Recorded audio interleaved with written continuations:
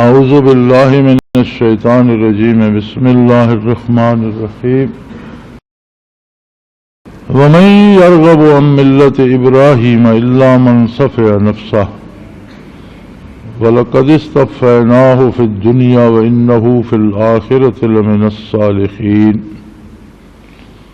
إِذْ قَالَ لَهُ رَبُّهُ أَسْلِمْ قَالَ أَسْلَمْتُ لِرَبِّ الْعَالَمِينَ وَوَصَّى بِهَا إِبْرَاهِيمُ بَنِيهِ وَيَعْقُوبُ يَا بَنِيَّ إِنَّ اللَّهَ اصْطَفَى لَكُمُ الدِّينَ فَلَا تَمُوتُنَّ إِلَّا وَأَنْتُمْ مُسْلِمُونَ اللهم سبحانك لا علم لنا إلا ما علمتنا إنك أنت العليم الحكيم رب اشرح لي صدري ويسر لي أمري واحلل عقدة من لساني يفقهوا قولي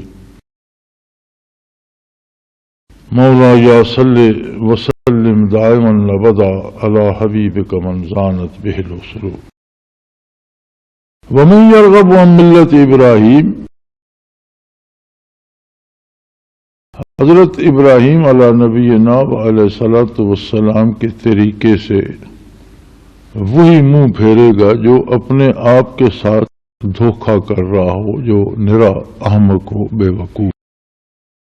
الا من صفی نفسہ، ایسا شخص جو اپنے آپ کو دھوکے میں رکھنا چاہتا ہو وہ ملت ابراہیمی سے روگردانی کرے۔ اپنے آپ کے ساتھ دھوکے سے کیا مراد ہے؟ جو آدمی اتباع شریعت نہیں کرتا، جو آدمی اتباع سنت نہیں کرتا، جو آدمی اپنے عقائد کی اصلاح نہیں کرتا، اعمال کی اصلاح نہیں کرتا اور خود کو بہت بڑا حق پرست سمجھتا ہے، یا وہ لوگ جو دین سے محروم ہیں اور کفر پر ڈٹے ہوئے ہیں اور خود کو حق پر سمجھے ہوئے ہیں، فرمایا یہ لوگ اپنے آپ کے ساتھ دھوکہ کر رہے ہیں۔ یہ دنیا سے یا لوگوں سے منوانا چاہتے ہیں کہ میں نیک ہوں یا میں اچھا ہوں، حالانکہ حق یہ ہے کہ اللہ کی بارگاہ میں جو بات قبول ہو وہ درست، اللہ کی پسند و ناپسند، اللہ جل شانہ کو جو منظور ہو بات تو وہ صحیح ہے۔ اب ایک شخص اس کے خلاف کر رہا ہے، کافر تو خیر ہے ہی کافر، اور بہت بڑا دھوکے میں اپنے آپ کو بہت دھوکے میں رکھا ہوا ہے اس نے۔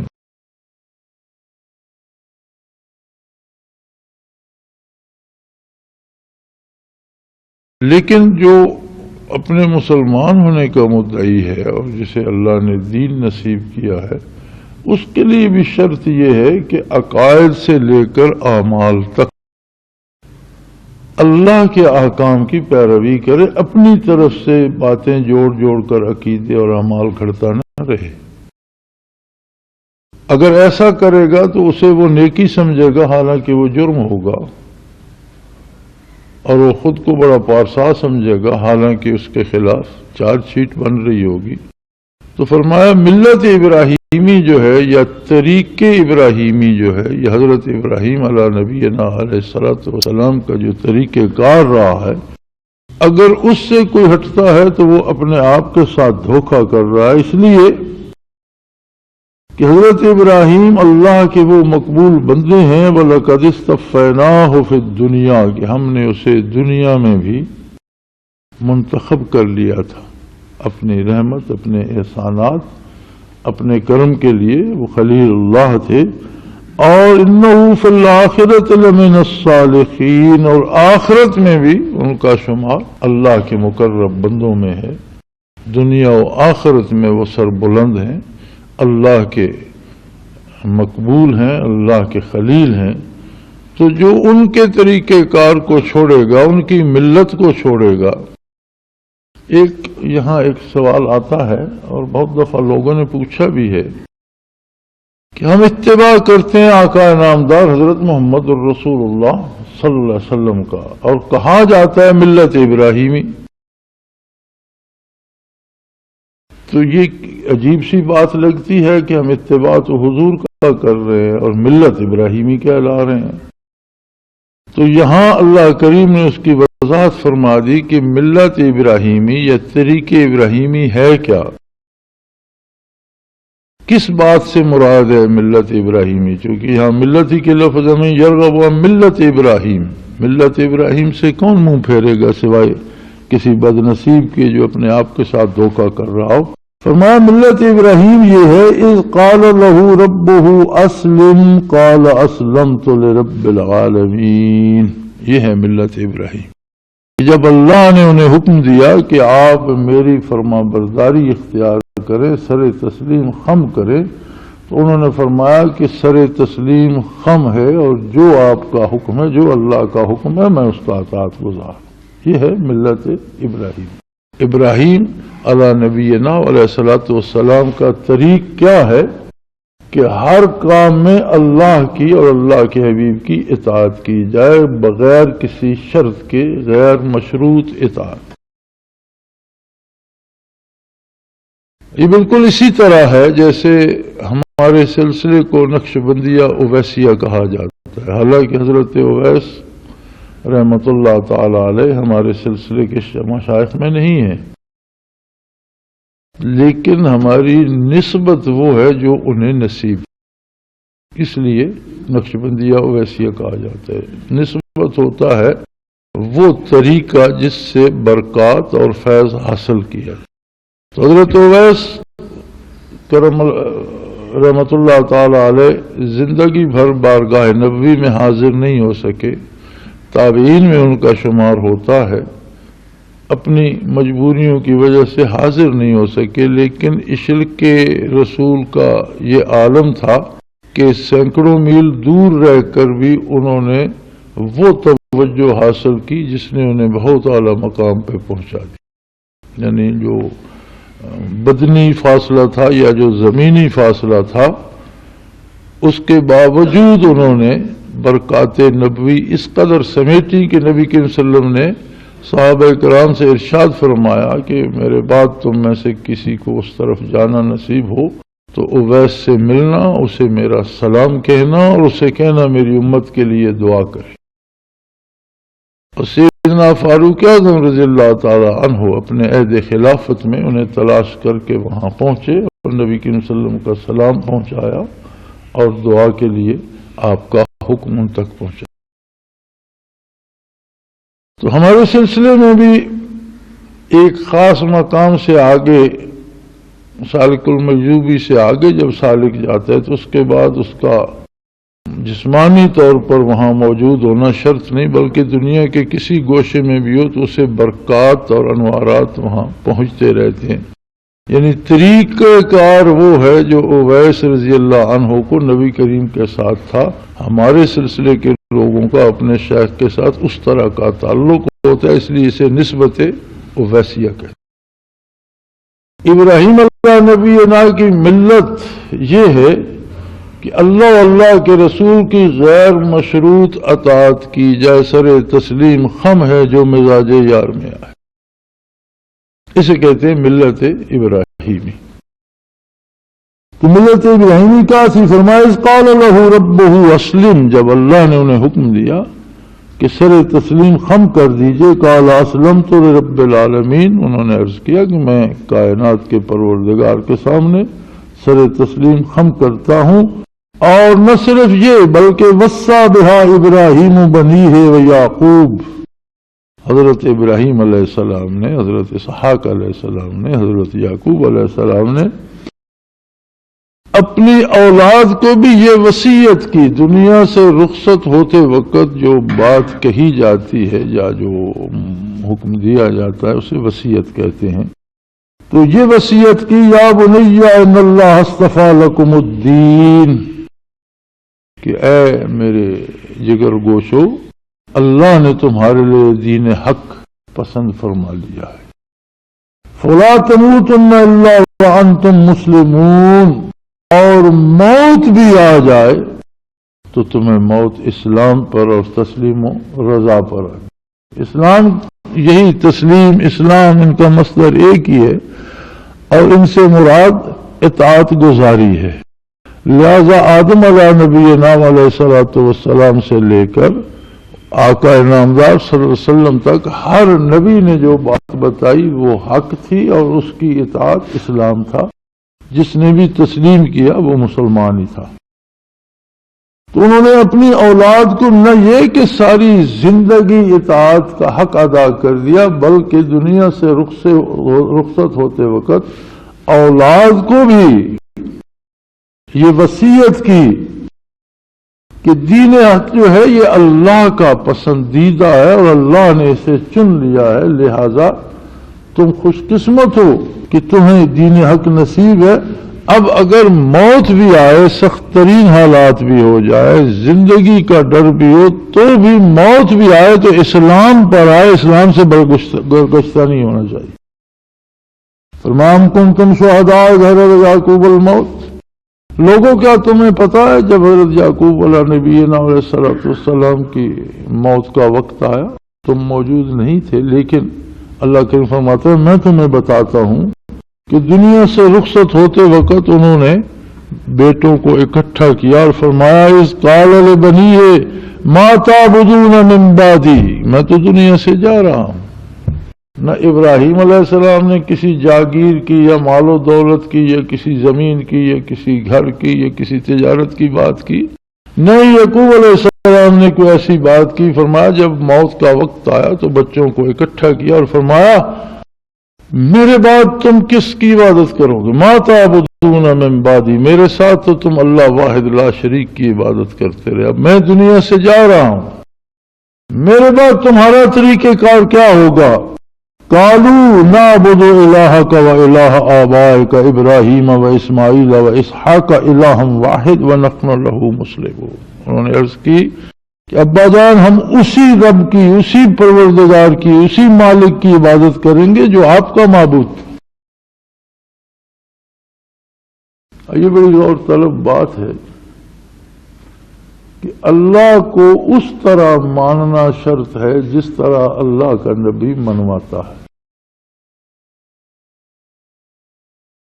کوئی اپنی طرف سے بات گھڑ لے جو نبی کریم صلی اللہ علیہ وسلم نے نہ بتائی ہو اور وہ اللہ کی طرف نسبت کر کے مانے تو یہ غلط ہوگا.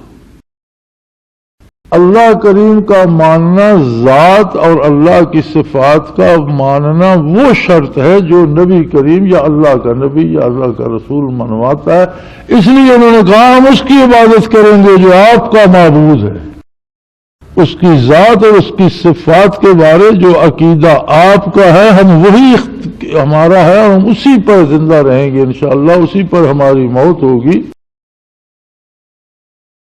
اور آپ کا، آپ کے آباء و اجداد کا، ابراہیم علیہ السلام کا، اسماعیل علیہ السلام کا، اسحاق علیہ السلام کا، یہ سارے اللہ کے نبی تھے جو معبود انبیاء علیہ السلام نے جس کی ذات اور صفات سے آگاہ فرمایا، اسی ذات اور انہی صفات کے ساتھ اس کو مان کر ہم اس کی عبادت کریں گے. اور وَنَحْنُ لَهُ مُسْلِمُونَ، اور ہمارا سر تسلیم خم ہوگا اس کے ہر حکم کے ساتھ. یہی اسلام ہے. ایک غلط فہمی ہمیں ہو جاتی ہے کہ ہم کچھ رسومات گھڑ لیتے ہیں اور انہیں دین سمجھ لیتے ہیں. ایک عجیب بات ہے، بعض رسمیں ایسی ہوتی ہیں جو شرعاً منع نہیں ہیں، لیکن اگر اس رسم کو رسم سمجھا جائے پھر تو منع نہیں ہے. اگر اس رسم کو عبادت سمجھا جائے تو پھر ضروری ہے کہ وہ رسول اللہ صلی اللہ علیہ وسلم سے ثابت ہو، اللہ کی کتاب سے ثابت ہو، اللہ کے حبیب سے ثابت ہو. اگر ایسا نہیں ہے تو پھر وہ بے دینی بن جاتی. اپنی اصل میں بعض کام مباح ہوتے ہیں اور انہیں مباح سمجھ کر کیا جائے تو خیر ہے، لیکن اگر اسے عبادت سمجھ کر کیا جائے تو عبادت کے لیے ضروری ہے کہ اللہ کا حکم ہو یا اللہ کے نبی کا حکم موجود ہو کہ یہ کام کرنا عبادت ہے، ورنہ کوئی کام عبادت نہیں ہے اگر اس کا ذکر حضور اکرم صلی اللہ علیہ وسلم نے نہیں فرمایا یا اس کے بارے قرآن نے تعلیم نہیں فرمائی. تو فرمایا تلک امت قد خلت، یہ ایک مقدس جماعت تھی جو دنیا سے گزر گئی. اب تم اس بات کو پکڑ کر بیٹھ رہو کہ میں حضرت ابراہیم کی اولاد میں سے ہوں، میں حضرت اسماعیل کی اولاد میں سے ہوں، میں حضرت یعقوب کی اولاد میں سے ہوں، میں حضرت اسحاق کی اولاد میں سے ہوں. بھائی اولاد میں ہونے سے تب فرق پڑے گا جب تم اولاد بھی ان کے ہو اور اتباع بھی ان کا کرو، پھر تو سونے پہ سہاگا ہو گیا. لیکن اگر اتباع چھوڑ دو گے تو پھر اولاد ہونے کا کچھ تم پر مزید جرم ہی عائد ہوگا کہ اولاد ہو کر تم نے بھی اتباع چھوڑ دیا. یہ نیک لوگ تھے، اللہ کے برگزیدہ بندے تھے جو دنیا سے گزر چکے. لہا ما کسبت، انہوں نے جو کیا، جو کمایا وہ ان کا حصہ ہے. وَلَكُمْ مَا كَسَبْتُمْ، تمہارے لیے وہ ہے جو تم خود کرو گے.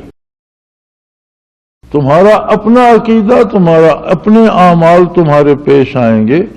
اس بات سے کوئی فرق نہیں پڑے گا کہ تم ان کے رشتہ دار ہو یا ان کی اولاد میں سے ہو، نہیں، بلکہ لہا ما کسبت، جو انہوں نے کمایا وہ ان کے لیے. وَلَكُمْ مَا كَسَبْتُمْ، تمہارے کام وہ آئے گا جو تم خود کماؤ گے.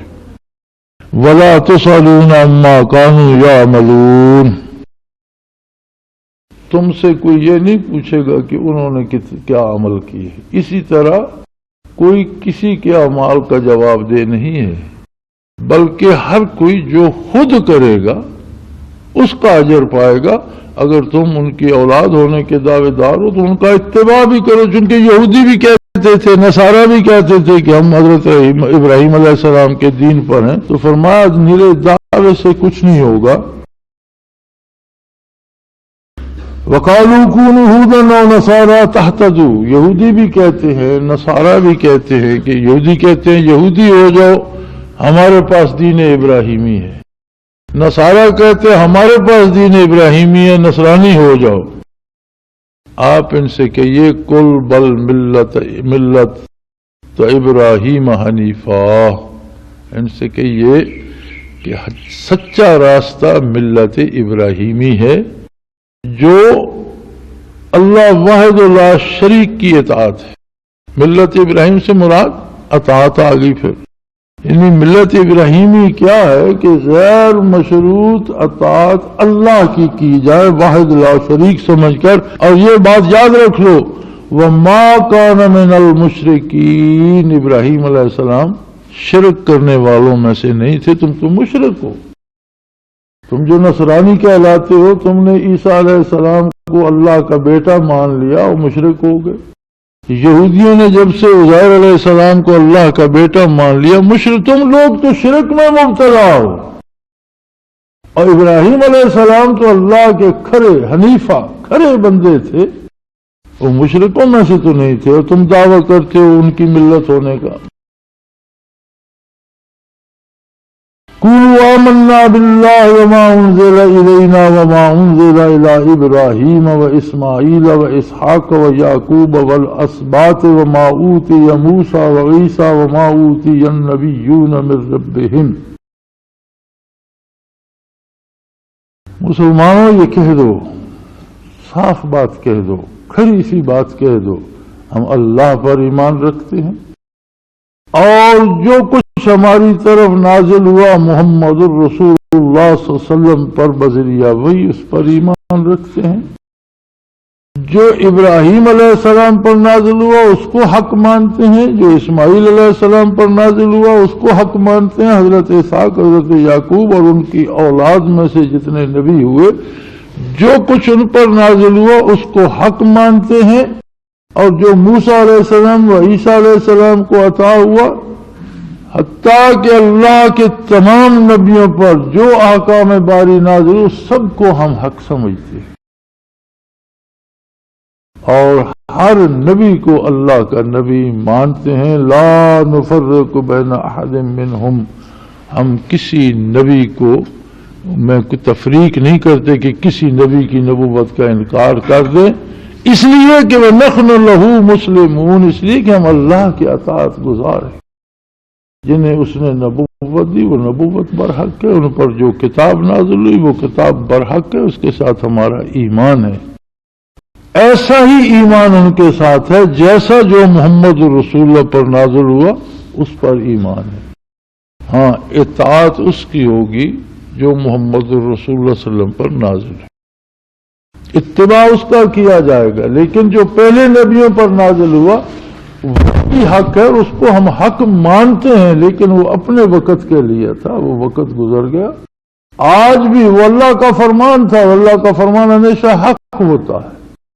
پھر جو کچھ نازل ہوا اس میں دو طرح کی بات تھی، ایک خبر تھی اور دوسرا حصہ اوامر و نواہی کا تھا، احکام کا تھا۔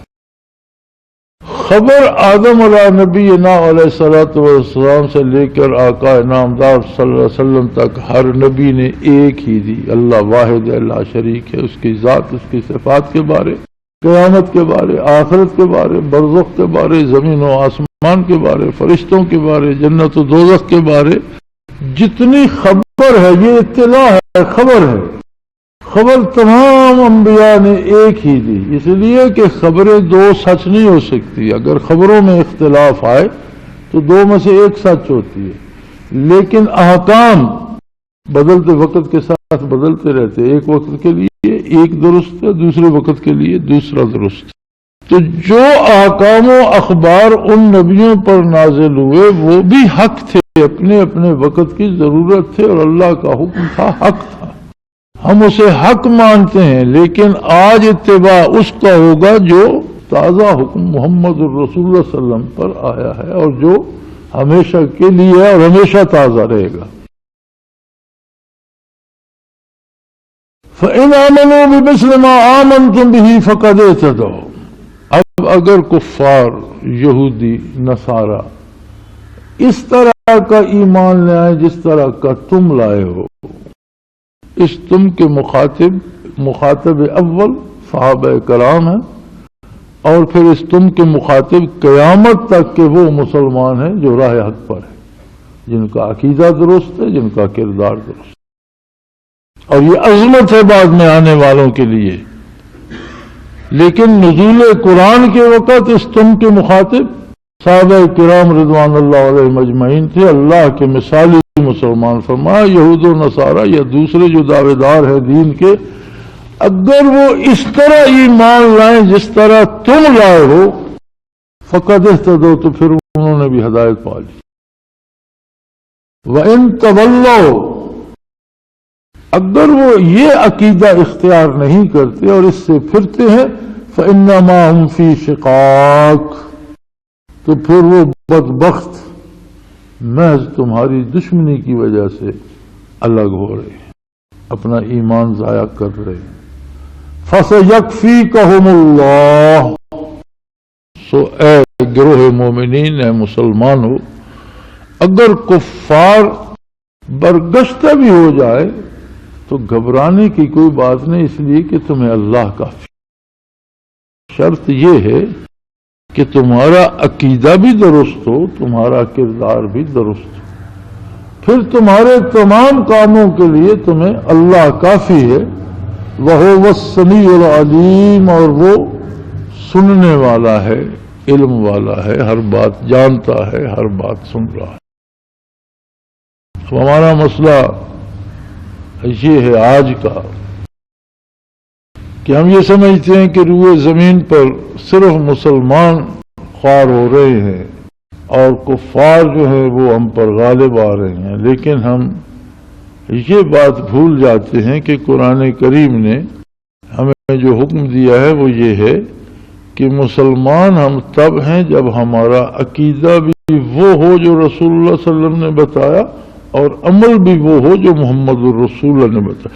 پھر اس بات سے کوئی کافر خفا ہوتا ہے تو ہوتا رہے، فَسَيَكْفِيكَهُمُ اللَّهُ، پھر تمہیں اللہ کافی۔ حضرت عثمان رضی اللہ تعالی عنہ وقت شہادت قرآن کریم کی تلاوت فرما رہے تھے، جب آپ کو نیزہ مارا گیا تو آپ کا خون مبارک جب گرا تو اسی آئے مبارک پہ گرا، فَسَيَكْفِيكَهُمُ اللَّهُ۔ وہ قرآن مجید آج تک ترکی کے توپ کاپی عجائب گھر میں محفوظ ہے، آپ کے خون سمیت، اور اللہ ایسا کافی ہوا کہ مدتوں پھر قاتل اور قاتلوں کا گروہ شکار ہوتا رہا موت کا اور سختیوں کا، اور تاریخ بھری پڑی ہے کہ بعد میں کتنی خانہ جنگیاں ہوئیں اور کتنا قتل عام ہوا۔ امور کے اثرات بڑی دیر تک جاتے ہیں۔ میں اگلے دن حیران ہو رہا تھا کہ عراق کی سرزمین وہ سرزمین ہے، کربلا اسی ملک کا حصہ ہے جہاں خاندان نبوت کو انتہائی بے دردی اور ظالمانہ طریقے سے شہید کر دیا گیا۔ حضرت امام جعفر رحمۃ اللہ تعالی علیہ بیت اللہ شریف میں تشریف فرما تھے۔ کوئی بندہ طواف کر رہا تھا یا نماز پڑھنے آیا تو حالت احرام میں جوں یا مکھی یا مچھر مارنا منع ہے، لیکن کوئی اتنا جرم نہیں ہے کہ اس کے حد لگ جائے۔ کسی سے اتفاقاً مر جائے تو کوئی تھوڑی سی خیرات کر دے۔ تو ایک شخص نے ان سے جا کر مسئلہ پوچھا کہ حضرت میں نے احرام باندھا ہوا ہے اور مجھ سے ایک مکھی ماری گئی، مجھے خیال نہیں رہا، مکھی آ کر بیٹھی منہ پر یا کہیں میں نے ایسے کیا تو مر گئی، تو میں کیا کروں؟ تو انہیں بہت عجیب سا لگا، یہ کیوں اس کو اتنی اہمیت دے رہا ہے، جبکہ جانتا ہے کہ مکھی مر گئی تو وہاں دانے ملتے ہیں، ایک مٹھی بھر دانے لے کر خیرات کسی غریب کو ایک آدھ روپیہ دونی چونی دے دو تو کفارہ ہو جائے گا، تو یہ کیوں پوچھ رہا ہے مجھ سے، اتنا پارسا کہاں سے ہے؟ تو انہوں نے جواب دینے کی بجائے پوچھا کہ تم کہاں سے آئے ہو؟ انہوں نے عرض کیا جی میں عراق سے آیا ہوں۔ تو آپ نے فرمایا تم لوگوں نے سارا خاندان نبوت ذبح کر دیا، مسئلہ کسی سے نہیں پوچھا، آج مکھی کا مسئلہ پوچھتے ہو؟ لیکن میں یہ سمجھتا ہوں کہ خانواد نبوت کی شہادت نے اس سرزمین کو شاید ہمیشہ کے لیے قتل و غارت کی اس میں مبتلا کر دیا کہ تب سے لے کر اب تک حضرت حسین رضی اللہ عنہ کی شہادت سے لے کر اب تک اس زمین پر قتل عام ہی ہو رہا ہے اور خون ہی بہہ رہا۔ ہر دور میں، یہ نہیں کہ صرف امریکہ نے وہاں ظلم کیا ہے، آپ اس کی تاریخ اٹھا کر دیکھیں، تب سے اب تک قتل و غارت گری ہوتی چلی آ رہی، وہ اثرات رہ جاتے ہیں امور کے۔ سیدنا عثمان رضی اللہ تعالیٰ عنہ کی شہادت کے بعد ایسی خانہ جنگیاں اور ایسی جنگیں ہوئیں کہ پتہ نہیں لاکھوں لوگ اس میں کام آ گئے، اور ابھی تک ملت کی شیرازہ بندی نہیں ہو سکی، ابھی تک مسلمان ایک نہیں ہو سکے۔ کیسی عجیب بات، ایک ایک عمل کا اثر اتنا رہ جاتا ہے اور اتنا دیر پا ہوتا ہے کہ اس سے بعد آج تک مسلمان ایک نہیں ہو سکے، فرقہ بندیوں میں بٹ گئے اور آپس میں لڑتے رہتے ہیں، ایک دوسرے کو قتل کرتے رہتے ہیں۔ تو فرمایا اگر تم اپنا ایمان درست کر لو، ایمان وہی ہو جو رسول اللہ صلی اللہ علیہ وسلم نے تعلیم فرمایا ہے، اعمال وہی ہو جو سنت سنیہ کے مطابق ہو، اور پھر کفار تم سے بگڑتے ہیں اور کہتے یہ کر دیں گے، وہ پھر کچھ نہیں کر سکتے، اس لیے فَسَيَكْفِيكَهُمُ اللَّهُ، تمہیں اللہ کافی ہے، وَهُوَ السَّمِيعُ الْعَلِيمُ، وہ سنتا بھی ہے اور وہ علم بھی رکھتا ہے۔ اور یاد رکھو مسلمانی کیا ہے؟ صبغۃ اللہ، مسلمانی اللہ کا رنگ ہے، یعنی ایک بندے پہ اس سے کوئی دیکھے تو کہے مسلمان ہے، اس سے بات کرے تو سمجھ آئے مسلمان ہے، اس سے لین دین کرے تو پتہ چلے یہ، اس پر ایک رنگ چڑھ جاتا ہے، صبغۃ اللہ، اللہ کا رنگ، کہ ہر بات میں وہ اللہ کی بات کرتا ہے، ملتا ہے تو اللہ کی رحمت پیش کرتا ہے، بچھڑتا ہے تو اللہ کی رحمت پیش کرتا ہے، بات کرتا ہے تو بسم اللہ سے کرتا ہے، اللہ کے نام سے کرتا ہے، الحمدللہ پہ کرتا ہے، اٹھتا بیٹھتا ہے تو اللہ اکبر کہتا ہے، کھاتا پیتا ہے تو اللہ کا نام لیتا ہے، لین دین کرتا ہے، ایک رنگ ہے اللہ کا جس میں وہ رنگا ہوا ہے، صبغۃ اللہ۔ ومن احسن من اللہ صبغۃ ونحن لہ عابدون، اور اللہ کے رنگ سے کس کا رنگ اچھا ہو سکتا؟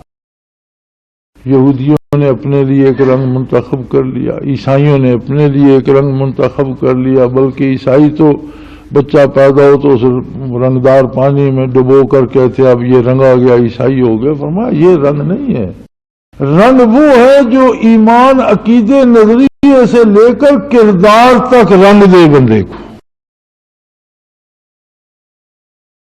حضرت رحمۃ اللہ علیہ بڑی حسرت سے فرمایا کرتے تھے کہ اگر آج کوئی صحابی دنیا پہ واپس آ جائے تو وہ ہمیں دیکھ کر پریشان ہو جائے کہ یہ خود کو مسلمان کہلاتے ہیں، یہ مسلمانی ہے، اور آج کا مسلمان اسے دیکھ کر کہے گا یہ کوئی پاگل ہے۔ یہ اتنا فاصلہ ہو گیا ہے۔ تم یہودی اور نصارہ ہمارے ساتھ اللہ کی ذات میں بحث کرتے ہو، تم کبھی اللہ کے لیے بیٹے ثابت کرتے ہو، کبھی بیٹیاں ثابت کرتے ہو، کبھی اللہ کے ساتھ کوئی بات بناتے ہو، کبھی کوئی هو ربنا وربکم، وہ تو ایسا ہے کہ ہمارا پالنہار بھی وہی ہے اور تمہارا پالنہار بھی وہی ہے، تمہیں بھی زندگی، رزق، روزی، سما، بصارت جو کچھ دے رہا ہے وہی، تمہارا پروردگار بھی وہی ہے، ہمارا پروردگار بھی وہی ہے۔ اور ایک بات یاد رکھو، وَلَنَا أَعْمَالُنَا وَلَكُمْ أَعْمَالُكُمْ، ہمیں ہمارا کردار پیش آئے گا، ہمارے اعمال ہمارے لیے اور تمہارے اعمال تمہارے لیے ہیں۔ وَنَحْنُ لَهُ مُخْلِصُونَ، لیکن ایک بات یاد رکھو کہ ہم اللہ کے ساتھ خالص ہیں، کوئی ایج پیچ نہیں ہے، اس میں کوئی رسم رواج نہیں ہے، ہم اللہ اللہ کے رسول کے حکم کے اطاعت گزار ہیں۔ ام تقولون ان ابراہیم و اسماعیل و اسحاق و یعقوب والاسباط کانوا ھودا و نصارا، تم کہتے ہو کہ حضرت ابراہیم علیہ السلام، حضرت اسماعیل علیہ السلام، حضرت اسحاق علیہ السلام، حضرت یعقوب علیہ السلام یا ان کی اولاد، یہ نصارہ کہتے ہو وہ نصرانی تھے، یہودی کہتے ہو وہ یہودی تھے، جو دین ہمارے پاس ہے یہ ان کا دین تھا۔ فرمایا تم جھوٹ بولتے ہو۔ انتم اعلم ام اللہ، کیا تم زیادہ جانتے ہو یا اللہ واحد لا شریک جانتا ہے؟ جب اللہ بتا رہا ہے کہ ان کی ملت کیا تھی، ان کا دین کیا تھا، تم کون ہوتے ہو درمیان میں بات گھڑنے والے؟ اور پھر تمہاری جو حقیقی اور اصل کتابیں تمہارے پاس آئیں ان میں بھی یہ بات موجود ہے کہ وہ اللہ کو واحد لا شریک سمجھتے تھے، لیکن تم اس بات کو چھپاتے اور اللہ کے بیٹے بناتے اور اللہ کی بیوی بتاتے اور اللہ کی اولاد بتاتے ہو، اور اس سے بڑا ظلم، اس سے بڑا ظالم کون ہوگا؟ ومن اظلم ممن کتم شہادۃ عنده من اللہ، اس سے بڑا ظالم کون ہوگا جس کے پاس اللہ کی طرف سے شہادت موجود ہو لیکن وہ لوگوں کو سے چھپا لے، حق موجود ہو لیکن لوگ، تمہاری کتابوں میں وہ موجود ہے کہ اللہ واحد لا شریک ہے، تم لوگوں سے چھپا لیتے ہو۔ لیکن یاد رکھو وَمَا اللَّهُ بِغَافِلٍ عَمَّا تَعْمَلُونَ، اللہ تمہارے کردار سے غافل نہیں ہے، تم اللہ سے نہیں چھپا سکتے، وہ دیکھ رہا ہے، وہ سن رہا ہے، حساب کا، محاسبے کا وقت آ رہا ہے اور تمہیں جواب دینا ہوگا۔ اور وہ لوگ کیا تھے؟ تِلْكَ أُمَّةٌ قَدْ خَلَتْ، وہ ایک جماعت تھی، اللہ کی برگزیدہ جماعت، اللہ کے نبی، اللہ کے رسول، اللہ کے پیارے بندے، قد خلت، دنیا سے تشریف لے جا چکے، اپنے حصے کا کام کر کے، اپنے وقت میں اللہ کی اطاعت کر کے، اس کے دین کی خدمت کر کے، اللہ کے بندوں پر احسان کر کے، کرم کر کے وہ دنیا سے تشریف لے جا چکے۔ تِلْكَ أُمَّةٌ قَدْ خَلَتْ لَهَا مَا كَسَبَتْ، جو کچھ انہوں نے اطاعت گزاری کی اس کے انعام کے مستحق وہ خود ہے، تم نہیں۔ وَلَكُمْ مَا كَسَبْتُمْ، اور تمہیں وہ ملے گا جو تمہارے کرتوت ہے، جو تم کر رہے ہو اس کا بدلہ تمہیں ملے گا۔ وَلَا تُسْأَلُونَ عَمَّا كَانُوا يَعْمَلُونَ، تم سے یہ نہیں پوچھا جائے گا کہ وہ کیا کرتے تھے کہ اس پر تمہیں انعام ملے۔ تم سے وہ پوچھا جائے گا جو تم کر رہے اور اس پر جو اجر ہوگا وہ تمہیں ملے گا۔ وآخر دعوانا ان الحمد للہ رب العالمین۔